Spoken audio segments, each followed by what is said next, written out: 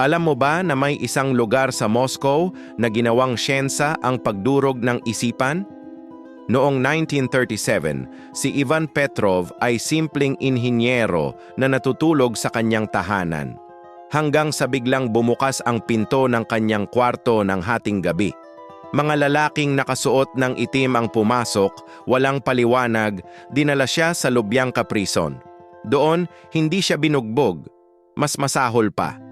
Pinilit siyang tumayo ng ilang linggo, walang tulog, walang pahinga.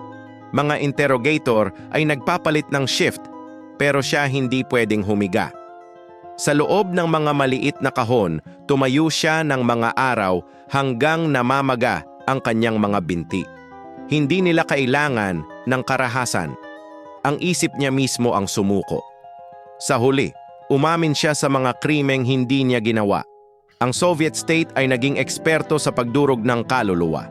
Walang sugat sa katawan, pero ang isipan ay wasak na. Libu-libong Ruso ang namatay hindi dahil sa baril, kundi dahil sa takot. Ang Lubyanka ay hindi kulungan, ito ay pabrika ng kahibangan.